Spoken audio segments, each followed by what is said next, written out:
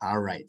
Well, welcome everybody to the Educator Spotlight Series. My name is Erin Kelleher, a career readiness consultant with CanISD, and I have with me today three ladies. Yes, three. You get three for the price of one today. I have Linda Baas, Erin Bastic, and not to confuse you and make it even more difficult, but another Erin Caley. So they're all three of them are English 12 teachers at Byron Center. So welcome, ladies. How are you?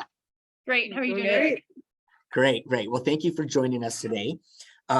Today's topic, and I have worked a lot with these three ladies over the past year, maybe year, almost since last spring, right? We started doing some work together, and they are doing ELA. All three of them teach English. Some of them, I think all of them teach multiple sections. So some might have freshmen and some might have seniors, but all three of them each have at least one section of senior English. And they're going to talk a little bit about today about how they've kind of revamped their senior English to meet the needs of their students. And I'm really excited to hear from them about how they went about doing that. So with that, I'm going to stop sharing this screen, and I'm going to let you see their faces. So a little bit bigger screen. So to the left is Erin Caley, Linda to the middle, and then Erin Bastic she ran. I think she got up. I'm out of here. I had to get you were rid perfect. of recording message. Oh, got it. And now I'm going to go ahead and then hit a re-sharing, and hopefully I'm going to grab your PowerPoint. So let's see if I did that right. Tell me if your PowerPoint is showing. Yep. Okay, and now make it full screen. Are we good? Great. All right, so again, we're talking about career readiness for English 12 and revamping your program. So go ahead and take it away. All right, you can advance the slide. Oh, yeah, I guess that's a good point. So this all started, a process that started probably multiple years ago. I've been teaching at Byron Center for about 17 years.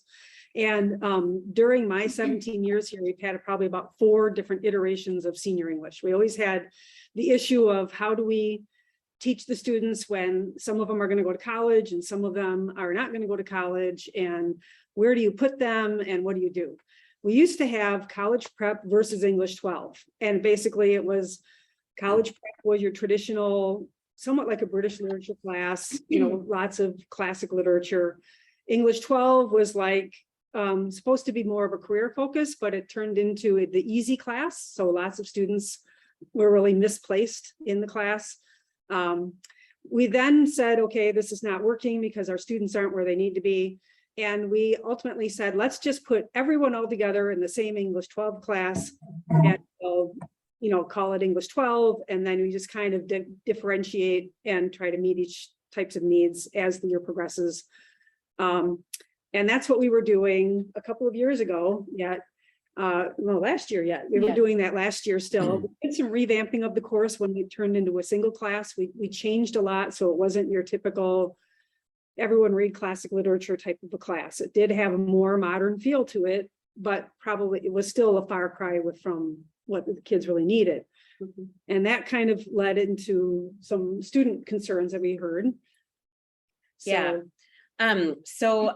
our students all have the choice between taking AP Literature and English 12. And one of the other course that I primarily teach is AP Language, which is at least at Byron Center, usually a junior level course. And we were having a conversation a couple of years ago about like the nature and purpose of education and to what extent our high schools get us there. And although they were really respectful, they had some significant criticisms. They felt frustrated with the degree to which they didn't have much choice over their like core curricular areas. They said, we feel like we just don't know very many like life skills. Like we can like analyze literature, but like where are the like practical skills that we need? So many of them are like, I have to decide in like a year where I want to go to college and what to major in, and I don't even know who I am. Like, what am I supposed to do with my life? And for so many of our students, whether they're AP students or not, there's a lot of pressure around college attendance. So for so many of them, I think they felt like I don't know who I am. I don't know what I want to major in or what I want to do with my life, but I know that I'm supposed to go to college. Like that's clear.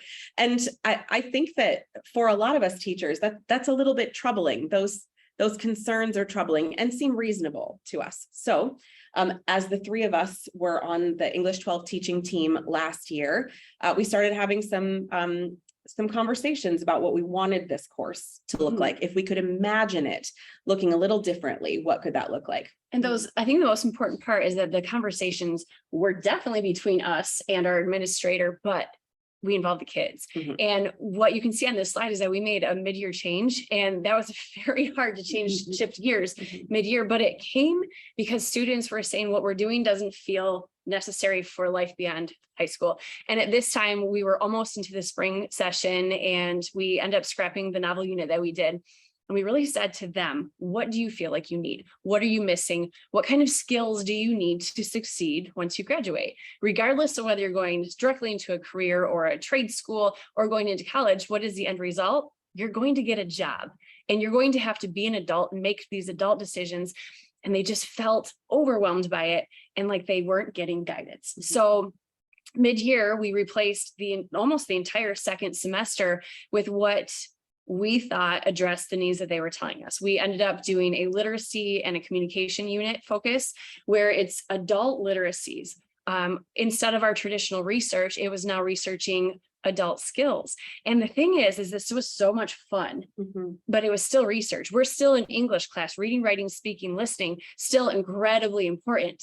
But how do we give them those skills and still address those while doing things focused on what they really desire? So for instance, we had students researching, what were some of the life skills? We had students researching How to open a bank account. Yeah, like very important things, like what does it take to create menus and plan your food list, and what does health insurance look like? And once I graduate and my parents kick me off of car insurance, how do I get it? What does that even look like? These are things that students don't know because they're just not given those opportunities unless their parents are forcing them to make those decisions. So we replaced a lot of what we did. I think we had tremendous feedback from the students who all said, we felt like this addressed what you were telling us. We had a ton of good feedback, like, felt a little bit short here. We really used our seniors last year to help guide us for what we created this year.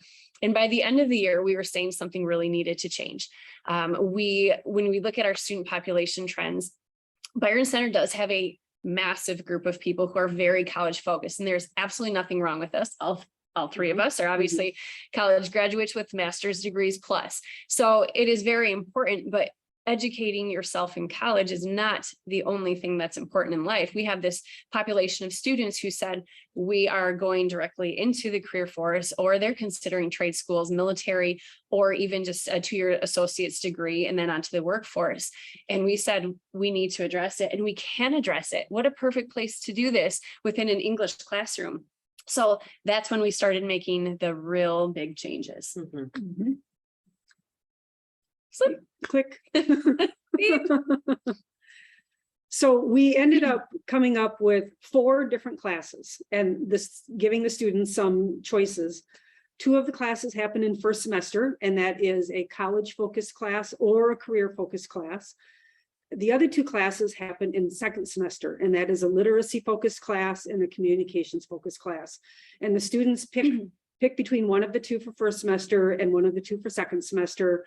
So you'll get the kids all mixed up halfway through the year because they're just picking a class based on what they want. So first semester, which is where we are right now, we have a college focused class, college ready class. I teach the college ready class along with Erin Bastic. Erin, Caley. It's cool. Well, we're all Erin. We're all Erin. And in that class, we started off our year looking at the college application process and finding colleges, looking, what are you looking for in a college and how do we find that? How do you apply? And then we took a look at the application and scholarship application essays. And for their writing that unit, the students had to write either a college application or a scholarship application essay. We taught them how to find scholarships. We showed them how to access information on what colleges had to offer. Our counseling department came in and did a couple of days with the students to talk about the college application process. After that unit, we proceeded into a college navigation soft skills unit, where we took a look at what are some of the navigational things that the students needed to understand at college, such as how do I manage my time between studying and free time? How do I make food in my dorm room when I only have a limited meal plan? How do I choose a meal plan? Should I go potluck for my roommate, or is it good to have somebody in mind? What do student loans look like? All of these college life skills. And we did that in the form of students creating videos and presentations about those. We then shifted into a civil discourse research paper. That was our big rigorous piece that mimicked the kind of research writing that they'll have to do at college. APA style, 10 sources, literature review, just multiple layers to that. And then currently we're in the job shadow and mock interview unit. So we, no, actually I have to not combine those. So we're in a mock interview unit right now. So we have people coming in at the end of this week, professionals from the business community, and our students are going to have a 10-minute interview. Overlapping all of this in the entire semester, our students must complete one job shadow. And we spent a couple of days early on in the semester setting them up for that and how to get job shadows going. We also have had speakers coming in all throughout the entire semester during what we have as a flex time. It's a 30-minute time in our day on Tuesdays and Thursdays. And we have had people from all kinds of careers come in just to talk about their career and what do they do, and what is their job like. And our students are required to attend at least 2 of those career sessions. And I'll butt in and say that we were very focused when we found those career speakers. We know what our kids are interested in. We surveyed them, we constantly talked to them, and we did a lot of the legwork along with Eric, who is one of the best resources we have ever had, to focus those areas. For example, in one of my classes, I have a couple girls who are going into cosmetology, and I called a beauty salon. And the owner of the salon came in, and she actually has opportunities for teaching and not job shadowing, but internships that some of the girls are interested in now. So we try to be very focused for our student needs. Sorry to interrupt. Oh, it's fine. Our final project is actually a project that all of the classes are doing together, both college and career, and that's a design thinking capstone project, where the students have to identify a problem and then work with the stakeholders in that problem to come up with a solution for it. And then so my class, I have 2 classes for the career focused students. These are, like I said, students who are either planning those 2-year associate's degrees, going right into trade school, or right into the job market. So our focus for career was, what do you need to succeed in the career world? We did career exploration.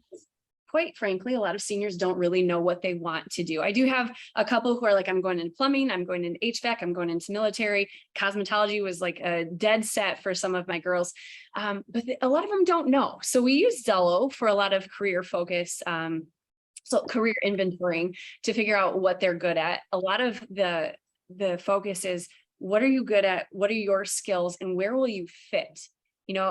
I think a lot of students say, well, my dad is this, so I'm just going to do that. And then they don't end up happy in a career. So definitely exploring the career options. Our form of research was find your top career hits in Zello and let's do a deep dive. We went over what does it take to get there? What does your career path or your school and college and skill path need to look like to get you there? Talk to me about some of the benefits of this particular career. What does it look like? What do your days look like? So many kids have no idea what's involved in some of these trades or careers. So they definitely know after our research unit, they had to present about it. Employability skills is such a huge part of this class. So confident communication. My kids present on just about everything. They absolutely hate it at first, but by the end of the semester, they're like, you know what? We can do this now. My kids were cold calling for job shadows, which terrifies them, absolutely terrifies them, but they can do it now. and they can That's awesome. do it with less fear. I feel like the more you expose them and give them those opportunities, the better they're going to get. I talk to the students all the time. What are the employers looking for? Communication, team building, collaboration, time management, being able to problem solve and think critically. So we actually broke down all of those skills and did some kind of activity or some kind of unit on those employability skills. My students have to job shadow twice, and I think that's one of the best things that they could have possibly done this year. We haven't had them shadow up until now. I've had multiple students say, I have an offer in May. They told me to come back in May. They want me. And I just had a girl get an email last week. She was so excited. She told the whole class she job shadowed at a vet clinic in Byron Center and they want her. So we're getting success stories. That's awesome. Job shadows. We're getting success stories from these connections that we're making. So again, on the job shadowing, you really figure out if this career is for you.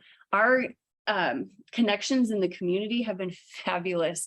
I cannot believe how blessed we are to have so many businesses willing to take on our kids and really show them the life and show them what a day looks like and take them through all different areas of the company. So I think the job shadowing is such just the perfect move for these classes.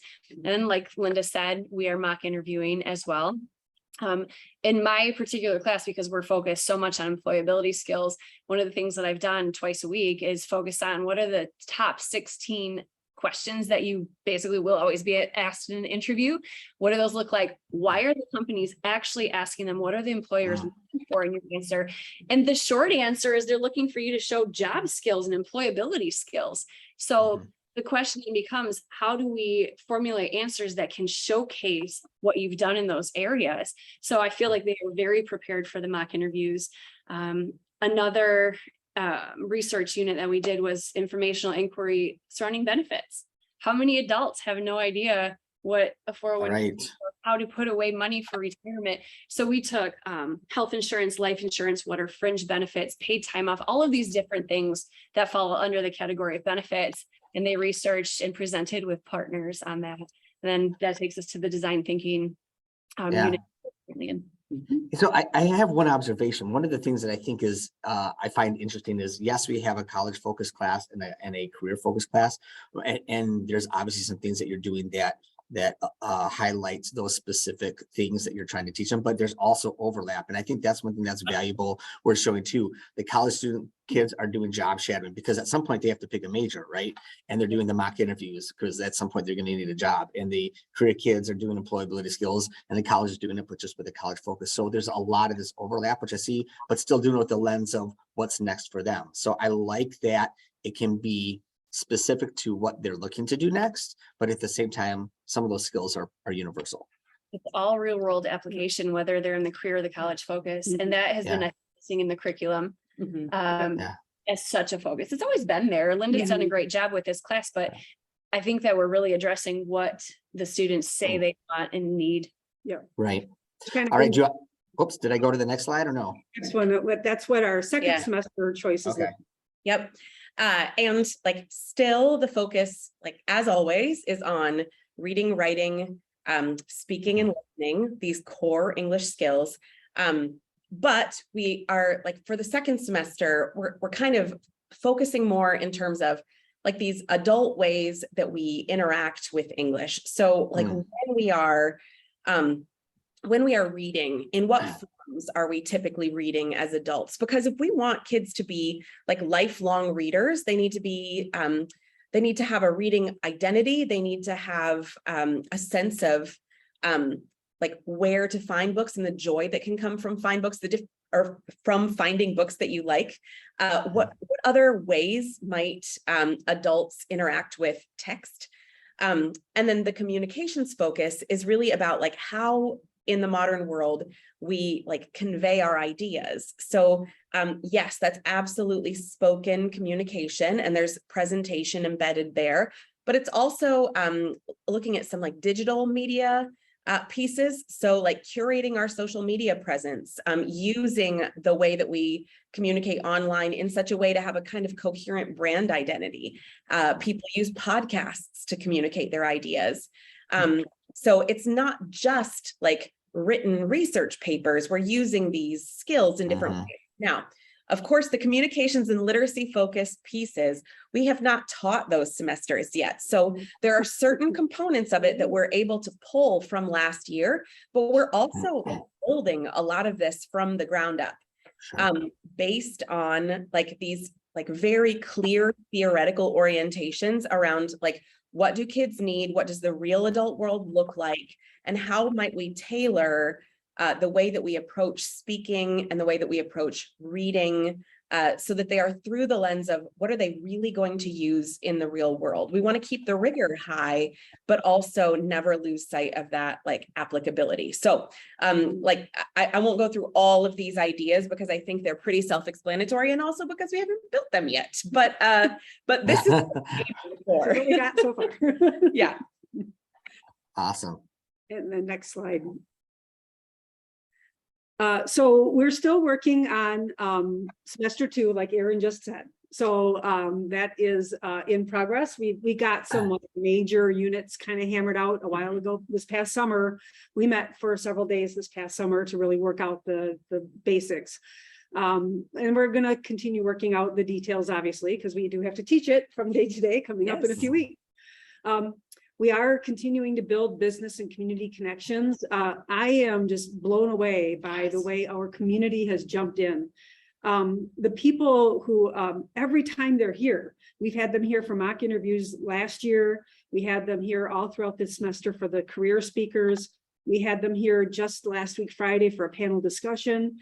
Every single time they are asking, what else do you need? What else do you need? We want to help. We can do this. Even this design thinking project, which we just started putting together in the last week or so. We had our panel discussion members here, and we mentioned, oh, we're doing this design thinking project. And they're like, oh, can we help? You know, we can get involved in this. Do you want to help us, have us help out? So I'm just so amazed at our community and the number of them out there who are willing to be part of what we're doing here at school for the sake of the students and preparing them. We are learning about design thinking because we decided that, hey, let's make a design thinking unit. And then we were like, oh, what's design thinking? I guess we better figure that out. And so we've been learning along the way, and we know it'll get better as we go, but we're getting a start on it at least and making it worthwhile for the kids. And to kind of like add on to that, the reason why we wanted to use that design thinking piece is because we know that the world of like work that our students are entering is continuing to evolve in front of them. And one of the cool things about design thinking as a tool is its ability to help students think creatively and empathetically around like problem solving. And I have yet to encounter an adult who's never met a problem. I also have yet to like encounter an adult who's never had to like navigate challenges in their like professional worlds. So I think to help students be marketable in the like in the real world of work that they're going to be entering, whether immediately after high school or after college, giving them some of this language and some of these creative problem solving tools will not just reinforce these like collaborative like reading, employability, reading, writing, speaking, listening skills, but will also like prepare them for the world that they're about to enter. So I'm really excited about it. It's just a learning curve for sure. And as a little add-on to that, it's a process used in their college classes as well. My own kids have recently been through college, and in their very different college programs, both of them use the design thinking process in major in their classes. So for our college bound students, there's a practical immediate application for them. So I think that our biggest focus right now is that we're listening to our students. And I love that about teaching. I was at the middle school for 17 years, and I've only been here for 2 years. And when I got here working with these women and their whole team of English department up here, we're so student focused, and that's for seniors. I think that it makes them feel so much more invested in. And I think that when they know that the teachers are doing whatever they can for them, I think that they're a little bit more invested in the class. Like we have senioritis, that's a real thing, right? But when they realize that it's very useful and helpful for them and where they're headed, whether it's college or career, I think that they appreciate that a lot. And I do think that you get a better product out of your student when they feel like they are taking something that's worthwhile. Also, our fifth point is so important. We're having patience. This is the first year that we're rolling out 4 new classes. It is not easy to create an entire curriculum, but working with each other, like this is a very highly functioning team. And I'm so lucky to have that. And I don't think that everybody does have that at their schools, but knowing that what we create now is going to be something that is our foundation, and we can make the changes that we need to. And we still plan on student feedback for every single unit that we do, and changing whatever we need to change based on what they need, and even what they don't know they need, because let's face it, they are 17, 18-year-old students, and there's a lot that we know that is good for them that we're still going to make sure that we hit. But I feel like it's just going to get better and better, especially as we build more community connections with businesses. I think our students will have more opportunities. Totally. Awesome. And I'm gonna say, we are getting a couple of questions and a couple of comments. I'm saying because you guys are on a roll, I didn't want to ruin that, but we'll share some of those comments and questions in just a minute. Was that a ding I hear for the next slide? Yeah. Okay. All right, I'm going to move through this one relatively quickly, but just a few things like what we've learned from this process is a lot of work to like build 4 courses while like, I mean, our professional and personal lives don't like pause for us to like pull these things off the ground. So we still have grading, we still have planning, we English still have, teacher grading. I know, Right. mountains, painful mountains of essays, but we have other classes that we're teaching, but it's work that feels really meaningful. I do think that it's not possible, but especially because of the amount of time that it takes to redesign this stuff, you do have to have administrative support. Like we were able to come in over the summer and we got paid for that work. And I think that that's important. Sometimes teachers do a lot of extra work and don't get paid for it, but we appreciated that our work was valued in that way. We have asked for and have been given a number of like curriculum building days where they hire subs for us and we are in the building, but we are just like pounding out units and we are like incredibly productive on those days, but we don't have common planning periods. So like without that administrative support, I don't know how we could do it. I think you also need to have a team that's willing to work together. So although like what we're doing day to day doesn't always look exactly the same, like college looks the same, but career looks different. But those like philosophy pieces, we're very much on the same page. We meet every single week, Wednesday and Friday after school. Often we're meeting Wednesdays before school, plus we have the pullout days. Sometimes we meet at Starbucks on Sundays. Like it is a lot of time. And I think that if we didn't have like a real sense of like team togetherness and like the willingness to support each other. And like, even when we're making a slideshow, we're like splitting up the work and like you do the design and you do the formatting and like you can add the little bullet points and it's really effective. And I think that when we're working together, even though it's a big task, it feels doable. I think too, what makes it worthwhile is that it really is potentially life-changing for students. And that feels so good for us to see. So like we wanted to share just a couple of quick stories. The first one, this actually happened last year, but after our mock interviews, I had this one student, Jacob, who like just a really great kid, but he didn't really have a clear sense of what he wanted to do. And in the mock interview, he just like nailed his interview. And then he sent me an email that weekend and was like, I'm thinking about going to tour the company. Should I dress the same way that I did for my mock interview? And I was like, that's probably a good idea. And he ended up getting a job there, like a career track job. He's still with this company. And awesome. That came out of the mock interview. Like that's his whole, possibly his whole life story that happened because of this community connection. What an honor as a teacher to get to like bear witness to somebody finding their path. That's so cool. And I in our college bound class, so many students, I can't even keep track, who have said, I wouldn't have gotten my college application process started and worked on it if it hadn't been something I had to do as part of being in this class, or that if you hadn't gotten this started. Now I know what to do. I was so confused. I hear from parents the same thing. Thank you for having our kids work on this here at school. I was at homecoming dance, I was chaperoning, and one of my students, Caley, comes running up to me and she's like, Mrs. Baas, I just found out I got admitted into MSU, and it's because of my essay that I wrote in your class. And so just so That's cool. awesome.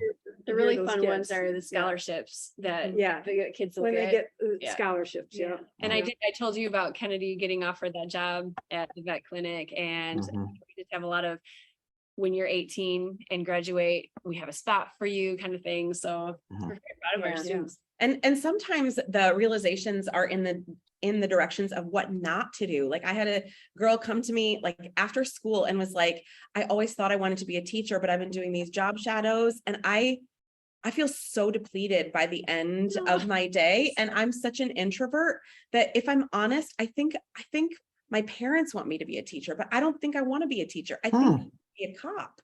And I was like, what a great thing for you to know. Like, I'm so glad you know that now. Mhm. Let's talk about like, now, how do you line up a job shadow? Now, how do you make those Mhm. connections? That you can go after the path that fits you instead of the one that somebody else is picking for you. That's so exciting, I right? love that. And that's a real world experience, real world conversation too, because if you're introverted and you want to be a cop, what does that look like? Well, Yeah. go see. Yes. Yeah. You do it while you can. Yeah. Don't do it after you've gone through the academy and then you're out on patrol and you realize, oh boy, like Right. go see. Because we were Yeah. just with Eric at the Sheriff Department for Educators in Industry, and they want our kids to go see them. Yeah. So pathways for our kids. Yeah. Yes. Definitely. So I guess like lastly, I do think that students really do care a lot about having the chance to focus on what they need in the real world. That doesn't mean that the classes are easy. Sometimes collaborating and interacting with real people is every bit as hard as writing an essay. For some kids, it's way harder. Cold calling businesses, that's incredibly scary. They're flexing muscles they've never had to flex before. And I'm proud of them, because that's part of the painful shift between like school culture and like life. And we're helping to bridge that gap. So it's been a really great experience, and we're so grateful for Eric. He's not allowed to leave us. Job, we're gonna like stalk you unofficially, so you can help us. Well, that fills my bucket. I appreciate that. Oh, good. I will tell you, you actually have some questions. I think that's the challenge with 3 people. You all had some unique stories, but you were on a roll. So honestly, this is being recorded, and I hope anybody who watches this, even after the fact, you just see the teamwork that's driven her. I preach like, oh, you need to see what's going on in Byron Center, but I agree, this doesn't happen without a buy-in that the 3 of you have given. So there's a couple of questions and comments I want to share with you. I actually have more questions, but what I want to do is be sensitive to people's time, and I'm going to go ahead and just share a couple, 1 or 2 questions and some comments, just so you can hear that. I do have a slide or 2 I have to show everybody to wrap up, but some interesting things, like Kristen Staten says, this is awesome. I love the idea that you're figuring out your curriculum around what the students need and want. And that's something I just said right from the get-go. The fact that you're asking the students what they need and you're adjusting, this has been a revamp. All the work that you're putting in, and it's a ton, is because though you cared enough to ask the kids. And like Erin had mentioned, when she came in coming from the middle school, like I think she saw that it's really easy to buy in when you see that kind of energy. They said that we don't do a capstone project, so it's interesting to hear about it. Christy Whalen said, I love the student focus down to seeking their input. Wonder how other teachers or staff from other content areas support these career college focused efforts. So that's a quick question. Obviously, this is doing this in ELA 12, but from the flex or whatever, have you heard any comments or questions or thoughts or just buy-in or support from other staff members? We've actually had other staff members bring some of their students into our flexes, especially if we think that it's relevant. We will contact them and say, hey, we've got a healthcare, we have a nurse practitioner coming in, and we know that some of your students might be interested. Even if they're not seniors, why not start younger? Why not giving them an idea of what they like and what they're good at, by exposing them to people in that field? So we will contact them. They have helped us find people. Yeah, we have put out multiple emails to our staff saying, can you help us for flex speakers? Can you help us for mock interviews? Right. Three of the mock interviews that we have signed up came out of the staff, excuse me, contacting. That's awesome. People that they knew. And it's important to note that when our kids are job shadowing, they're missing class time from other classes. They have to get it signed off. And there has been a single teacher who's like, you can't miss my class. Like, they're very, very supportive. We're lucky. It's awesome. Awesome. All right. Christine says, I definitely is going to pass this on to our English department and have this conversation with them. And Jody said, I like the integration of the curriculum. Deb said, this is awesome. I have a 2021 grad who needed this.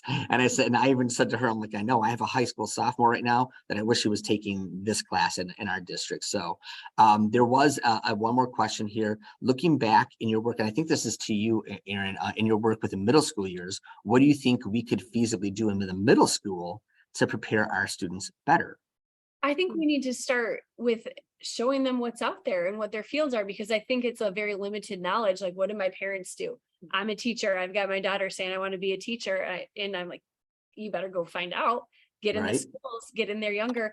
I think having those conversations and giving them opportunities. What would be wrong with taking a small class to an industry and letting them have a career day? What would be wrong with that? Actually, nothing. When you start helping a student realize what they want and what interests them, those educator and industry tours that we've taken, I can imagine that if I were a middle school student going into some of these buildings and getting just witness to what goes on with adults, that's eye-opening. So I do think maybe, the Zello career files where they're doing the personality test and seeing what they're good at. I tend to think that at the middle school level, unless you're very invested in career readiness, they do that and that's it. So I think the next step is, what do we do now that we know that you love this kind of field? Like, let's get you in it. Let's do some reading. Cool. All right, I have one final question, and I'm really pushing it for time, but I have one question, and then I'm going to have to share a slide so that they can get their sketch. But I had 4 or 5 questions, but I'm going to ask this one specifically, especially for our counselors out here. All right, you're all 3 English teachers, and I know a lot of people said, all this sounds great, but I have curriculum I have to teach. Well, you've completely revamped that, but clearly you're able to meet standards. So one of you just really briefly talk about like how hard or how easy it's been to make this transition and still meet your goals and standards. I'll speak to that just a little bit. You can kind of go back a very long time in Byron Center's history and see where this transition began. And it began with the idea that we didn't have to do the traditional lineup of English courses in high school, where it was American literature, British literature, that setup. And this is even before I started here, but they decided a few years before I started here that why don't we just get rid of that prescribed thing and call it English 9, English 10, English 11, English 12. And every class does reading, writing, and communication. So that foundation was laid when we got rid of the stereotypical English track, I guess you could say. And then once you're rid of that, then it's like, okay, reading, writing, communication. You can take a look at the core curriculum standards, and it's not about that you have to teach Shakespeare to do this, or that you have to teach Mark Twain to do that. You can do that in a number of different contexts. So if you take like college navigation skills, we're writing, we're researching it, they're looking it up, they have to create citations for what they find. They have to work together on that, and they have to then give a presentation about it. So it's just the subject, the material that changes, but the skills are still there. Got it. Jump into there is something a little bit liberating about teaching seniors, because whereas there are certain very rigid testing requirements for a lot of other years, ultimately, what's the test of senior success? It's not the SAT. It's are you okay? After high school. So I think that allows us a certain amount of flexibility. Now, of course, we're still conscious of the Common Core state standards, but that 11th, 12th grade band is very broad and very recursive. So the same skills can be taught with a lot of different texts. And I do think that like so many things, small successes for a teacher really build the willingness to take other small risks, right? So for every Jacob who finds his path, I think it gives us more energy and excitement to try to support kids in creative ways. Sure. All right. Now, I would love to, I want to keep talking about this, but I got to be sensitive. I think we've really kind of pushed our limit here. So those people still hanging on, thank you. I hopefully it's been worth sticking around a couple minutes. I do want to make sure I give you this information. We have a couple more upcoming PDs. Just like today's session, we have a couple more scheduled. Actually, we have January, February, March, and April, and we will have somebody in May, but January 23rd and February 13th, you can see up on the screen. We've already got booked out. Other PD career opportunities are up on the screen. Again, you can go back and watch this later to see what we have offered and when, if you want to follow along and sign up on our PD Hub. But if you're interested in sharing some of the things that you're doing, or you know somebody like, oh, I think they'd be great to be a good guest, then you can go ahead and fill out this slide here, bit.ly/spotlight guest, and I can chat with them and see if they'd be a good fit for our SCECH series. But this is the important one, and I will put this in the chat in just a second. In order to complete the survey and get the sketch for today, you need to complete the survey going to bit.ly/ESS-sketch 2022-23. And again, I'll put it in the chat. And then the 6-digit code is 158402, 158402. Give me just a second and I'll throw it in the chat. I'm going to escape from there. With that, I just want to say thank you to my ladies here for attending today's session and for just sharing about all the cool things that you're doing. I'll stick around for just a minute or two longer if anybody else has additional questions. But thank you, Linda and Erin, for your time and just making this really exciting to share the excitement that you already have and what you're doing. Thank you. Thank you. It's a pleasure. All right. And